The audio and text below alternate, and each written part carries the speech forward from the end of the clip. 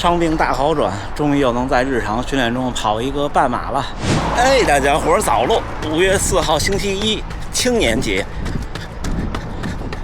今天接着出来轻松跑，今天慢跑，跑不到有氧配速，因为希望今天、明天和后天都不会因为就不影响伤的康复，能练下来。后天是合练的日子。后天一个强度课结束，感觉不错，状态也还行。昨天和大家分享阈值，分享比赛配速。咱回去我剪辑的时候我就想，我说这些年的进步和变化是巨大的，或者说改变是巨大的。我也有那个怎么跑都跑不快的时候。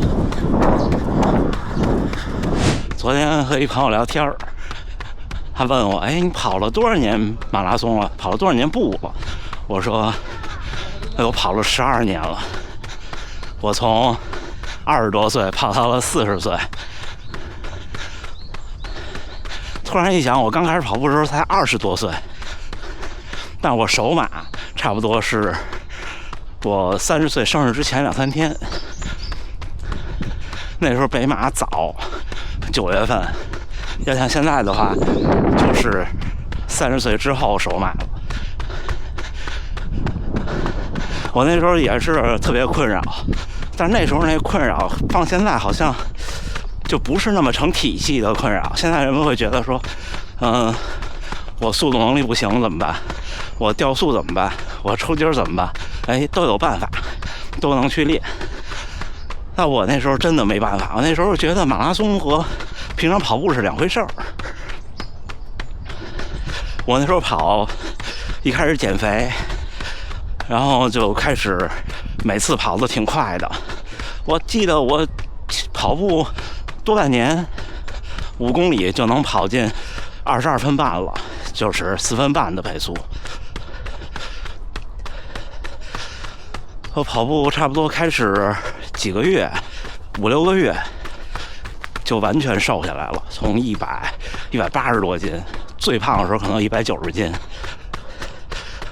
就我说那个斤是2斤等于1公斤，180-90斤瘦到了140来斤，140来斤，那个时候我觉得已经很可以了。因为那时候不像现在这么多信息，那个年代好像连公众号都还没有啊，也不知道运动员们多重。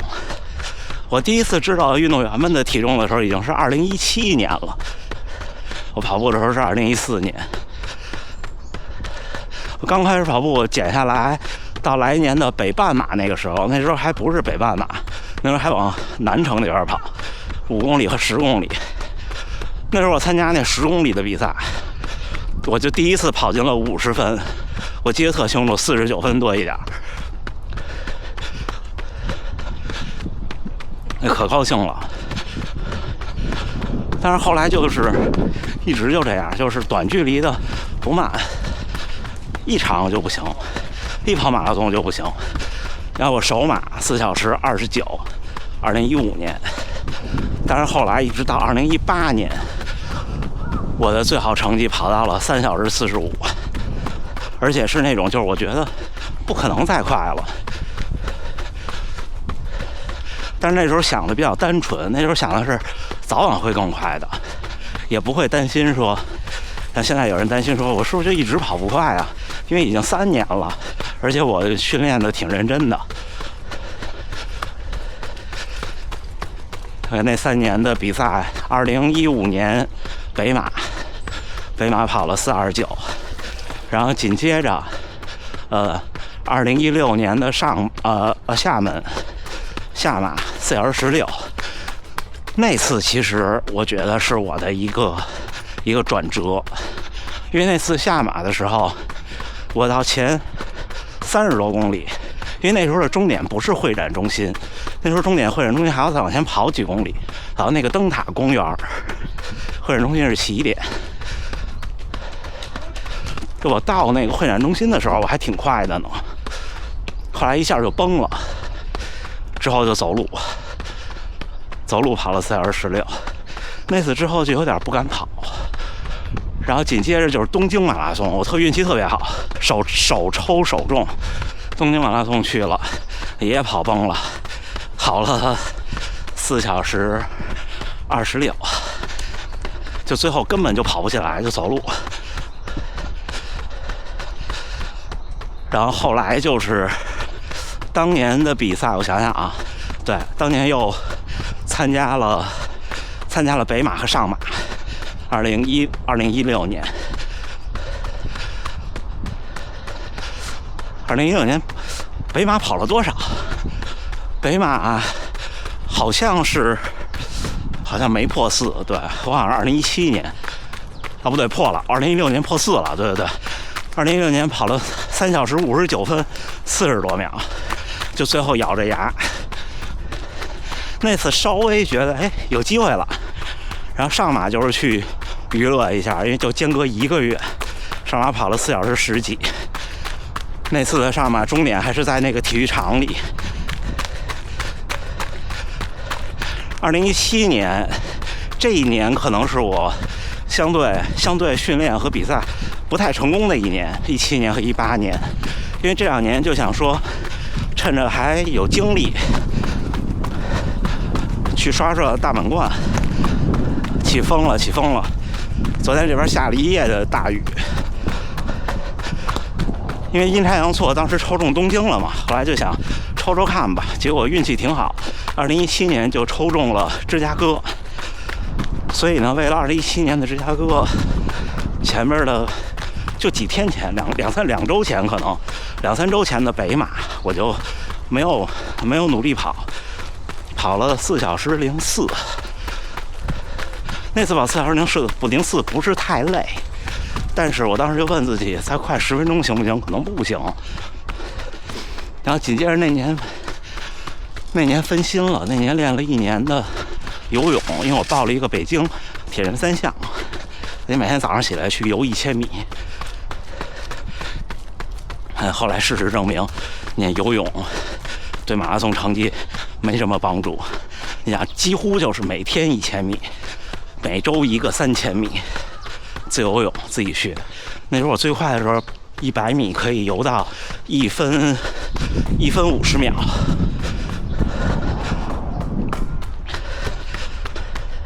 就那么游也没啥用，而且我那1000米是一口气就不停。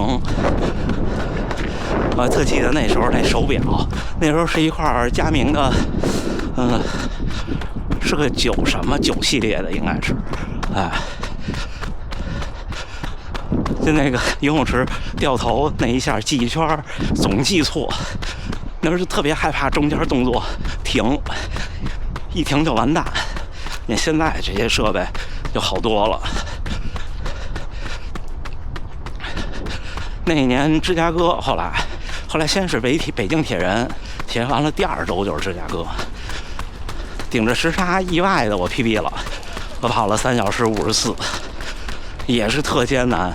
芝加哥最后拐弯一小上坡，然后再拐弯冲刺，到那儿抽筋儿，顶着抽筋儿跑。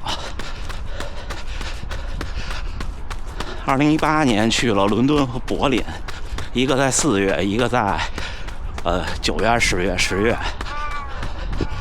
伦敦彻底崩得一塌糊涂，那个是伦敦有史以来最热的一次同期。基普乔格也参赛了，但是人家夺冠了。我跑了又是4小时20多，最后走路。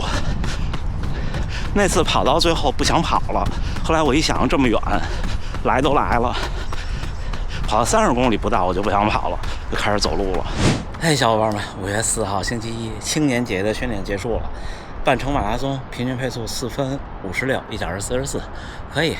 时隔这么长时间，1个多月了，又能在日常训练中用半马的距离，而且没有任何异常的感觉。而且今天早晨什么都没吃，也没有补给，不错，终于从这个伤走出来了，开心。刚才说到一半没电了，最后我们把2018年说完。2018年下一场就是柏林，柏林跑了 PB 3小时45分47秒，跟着兔子跑的，那时候觉得已经是我的最快了。但是2018年有一个好消息，伦敦那场虽然跑得特慢，但是跑完以后，因为后边一直在走路，我是第一次跑完比赛没有完全不能走。以前跑全马，前几年跑全马，跑完以后第二天就什么都干不了，第3天也什么都干不了。那次是第一次，之后的第2次就是2019年的纽约了，那就突飞猛进了。所以我觉得马拉松成绩提升就是上台阶。也不一定就是你的身体真的是一下上台阶了，因为马拉松还有好多这儿的事儿，还有好多就定式思维的事儿。行吧，跟大家分享这个，我觉得频道最大的价值就是告诉大家，12年我从4个半小时跑到2个多小时，2个小时30多，可能未来还有可能更快。从一开始是个大胖子，到现在半马跑73分钟，这每个人都是有机会的。你们看看我的样子，好多不知道的小伙伴啊。我现在1.69米，57公斤。我最瘦的时候53公斤，在新加坡那几年，2018年、2019年。我不是一个，你看我身材也一样。有人说身材好与坏，我不是一个适合做耐力运动的身材。虽然就是身高体重可能还可以，但是就是这体型就不太行。所以大家都可以的。我觉得频道我们这种跑步运动自媒体，不管是什么运动的，都是在告诉大家，我们就是普通人。你之所以是普通人，就是小时候没有任何人考虑过说你是不是适合当篮球运动员、足球运动员、羽毛球运动员、乒乓球运动员、跑步运动员，你就跟大家一样长大。那我们就是没有被选上的普通人，我们可以在这条路上走到现在，可以的，好不好？那就这么着，最后还是祝大家能努力生活、健康平安，咱们下回再见。